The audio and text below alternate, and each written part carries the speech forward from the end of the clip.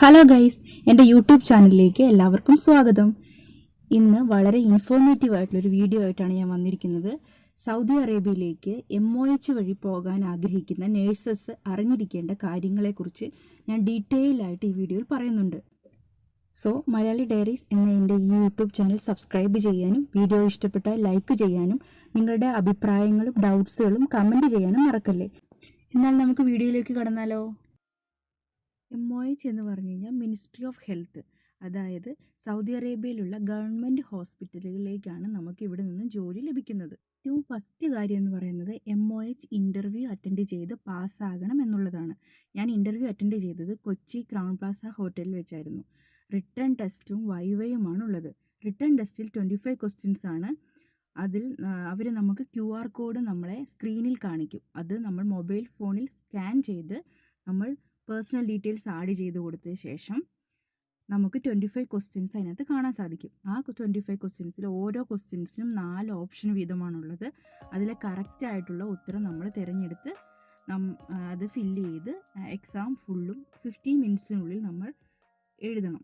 Test നമ്മൾ പാസ്സായി കഴിഞ്ഞാൽ അടുത്തുള്ളത് വൈവയാണ്. ഈ വൈവ 4 പേര് 4 റൂമുകളിലായിട്ടുണ്ടാവും. അവരുടെ അടുത്ത് പോയി നമ്മൾ അറ്റൻഡ് ചെയ്യുക.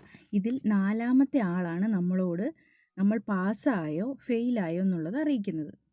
ഇനി പാസ്സായി കഴിഞ്ഞാൽ നമുക്ക് ജോലി ചെയ്യാൻ താല്പര്യമുള്ള സ്ഥലങ്ങളെക്കുറിച്ച്, സൗദി അറേബ്യയിലുള്ള സ്ഥലങ്ങളെക്കുറിച്ച് അവർ ചോദിക്കും. നമുക്ക് ഇഷ്ടമുള്ള സ്ഥലങ്ങൾ അവരോട് ആവശ്യപ്പെടാവുന്നതാണ്. ഇൻ്റർവ്യൂ കഴിഞ്ഞ് 2 ദിവസം കഴിഞ്ഞപ്പോൾ ഏജൻസിയിൽ നിന്ന് എനിക്ക് പാസ്സായ വിവരം മെസ്സേജ് സെൻഡ് ചെയ്തു. ഇനിയാണ് പ്രോസസ്സ് സ്റ്റാർട്ട് ചെയ്യുന്നത്. ആദ്യം HRD അറ്റസ്റ്റേഷനും ആൻഡ് ഡാറ്റ ഫ്ലോ ആണ്. ഇതിന് നമ്മുടെ BSc nursing certificate, experience certificate, passport ഇവിടെയെല്ലാം ഒറിജിനൽ നമ്മൾ ഏജൻസിക്ക് കൈമാറണം. ഇത്രയും കഴിയുമ്പോൾ നമുക്ക് ഓഫർ ലെറ്റർ വരും. അത് കഴിഞ്ഞ് മെഡിക്കൽ ചെക്കപ്പിനുള്ള പേപ്പേഴ്സ് നമുക്ക് ഏജൻസിയിൽ നിന്ന് സെൻഡ് ചെയ്യും. എനിക്ക് ട്രിവാൻഡ്രത്തുള്ള ഒരു ഡയഗ്നോസ്റ്റിക് സെൻറ്ററിലായിരുന്നു മെഡിക്കൽ ചെക്കപ്പ്. ഇനി ഒരു ഇമ്പോർട്ടൻ്റ് കാര്യം പറയാനുള്ളത്, സൗദിയിൽ MOHൽ പോകാൻ ആഗ്രഹിക്കുന്നുണ്ടെങ്കിൽ പ്രോമെട്രിക് എക്സാം നമ്മുടെ നാട്ടിൽ നിന്ന് തന്നെ എഴുതി പോകുന്നതാണ് ഏറ്റവും നല്ലത്. പ്രോമെട്രിക് എക്സാം എഴുതണമെങ്കിൽ ആദ്യം നമ്മൾ എലിജിബിലിറ്റി എടുക്കണം. ഈ എലിജിബിലിറ്റി പേയ്മെൻറ്റ് ചെയ്ത് എടുത്തതിന് ശേഷമാണ് നമുക്ക് മുമാരീസിലെ അക്കൗണ്ട് ലഭിക്കുന്നത്.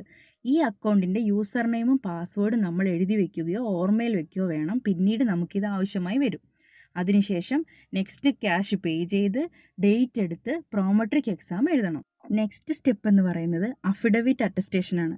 അത് നമ്മൾ സൈൻ ചെയ്ത് ഏജൻസിക്കാർക്ക് കൊടുക്കണം. നമുക്കുള്ള വിസയും ടിക്കറ്റും ഫ്രീ ആണ്. വിസയും ടിക്കറ്റും വന്നു കഴിയുമ്പോൾ ഏജൻസി പോയി വിസയും ടിക്കറ്റും നമ്മുടെ അറ്റസ്റ്റേഷൻ കഴിഞ്ഞ നമ്മുടെ സർട്ടിഫിക്കറ്റ്സും പാസ്പോർട്ടും നമ്മൾ കൈപ്പറ്റണം. ഇത്രയുമാണ് നമ്മുടെ നാട്ടിൽ വെച്ചിട്ടുള്ള പ്രോസസ്സ്. ഇനി എനിക്ക് എത്ര രൂപ ഇതിന് ടോട്ടൽ എക്സ്പെൻസ് ആയി എന്നുള്ളത് ഞാൻ പറയാം. ഈ എക്സ്പെൻസ് എല്ലാവർക്കും ഒരുപോലെ ആയിരിക്കണമെന്നില്ല. ചിലവരിതിൽ കൂടിയവരുണ്ട്, കുറഞ്ഞവരുണ്ട്. ഇനി പ്രോസസ്സ് സ്റ്റാർട്ട് ചെയ്യുന്നതിന് മുൻപ് ഞാൻ ഏജൻസിക്കാർക്ക് 2,40,000 രൂപ കൊടുത്തു. അത് കഴിഞ്ഞ് ഓഫർ ലെറ്റർ വന്നു കഴിഞ്ഞപ്പോൾ 50,000 രൂപ, ഡാറ്റ ഫ്ലോയ്ക്ക് വേണ്ടി 40,600 രൂപ, എലിജിബിലിറ്റി ഫോർ പ്രോമെട്രിക്കിന് വേണ്ടി 28,300 രൂപ, എക്സാമിന് എക്സ്ട്രാ കോസ്റ്റ് ആവും. പിന്നെ അഫിഡവിറ്റ് അറ്റസ്റ്റേഷന് വേണ്ടി ടോട്ടൽ 600 റുപ്പീസ്. ഇങ്ങനെ ഞാൻ ടോട്ടലി 3,50,500 രൂപ എനിക്ക് ടോട്ടൽ എക്സ്പെൻസ് ആയി. ഇനി ഇതെല്ലാം കൂടാതെ മെഡിക്കൽ ചെക്കപ്പിന് നമ്മൾ ഡയഗ്നോസ്റ്റിക് സെൻറ്ററിൽ ഏകദേശം 8,000 രൂപയോളം പേ ചെയ്യണം. ഇതിൻ്റെ റിപ്പോർട്ട് അവർ നമുക്ക് സ്പീഡ് പോസ്റ്റ് വഴി സെൻഡ് ചെയ്യും. പിന്നെ ഏജൻസിയെക്കുറിച്ച് പറയുകയാണെങ്കിൽ നമ്മൾ ഒരിക്കലും സബ് ഏജൻസികൾ സെലക്ട് ചെയ്യരുത്. മെയിൻ ഏജൻസികൾ മാത്രം സെലക്ട് ചെയ്യണം, അല്ലെങ്കിൽ നമുക്ക് ചീറ്റിംഗ് സംഭവിക്കാൻ സാധ്യതയുണ്ട്. സോ എല്ലാവരും കെയർഫുള്ളായി ഏജൻസികൾ സെലക്ട് ചെയ്യുക. ഇനി കൊച്ചി ഇൻ്റർനാഷണൽ എയർപോർട്ടിൽ നിന്നായിരിക്കും നമുക്ക് ഫ്ലൈറ്റ്. ഇനി എയർപോർട്ടിലെ കാര്യങ്ങൾ വേറൊരു വീഡിയോയ്ക്കായിട്ട് ചെയ്യാം. ഇനി അതിന് ശേഷമുള്ള കാര്യം ഞാൻ പറയാം.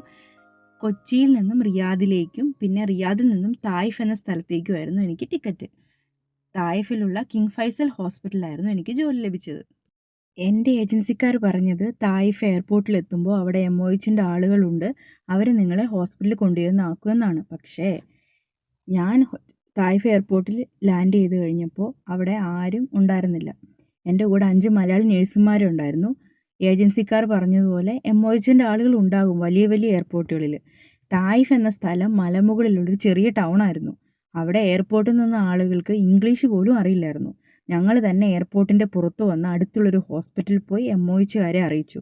കുറച്ച് നേരം കഴിഞ്ഞപ്പോൾ MOHൻ്റെ കാറ് വന്ന് ഞങ്ങൾ പിക്ക് ചെയ്ത് അതത് ഹോസ്പിറ്റലിൽ കൊണ്ടുചെന്നാക്കി. ഇനി സൗദി ചെന്ന് കഴിഞ്ഞിട്ടുള്ള പ്രോസസ്സ് എന്തൊക്കെയാണെന്നുള്ളത് ഞാൻ അടുത്ത വീഡിയോയിൽ പറയാം. ഇതുവരെ നിങ്ങൾക്ക് എന്തെങ്കിലും ഡൗട്ട് ഉണ്ടെങ്കിൽ ഈ കമൻ്റായിട്ട് അറിയിക്കണേ. ബൈ.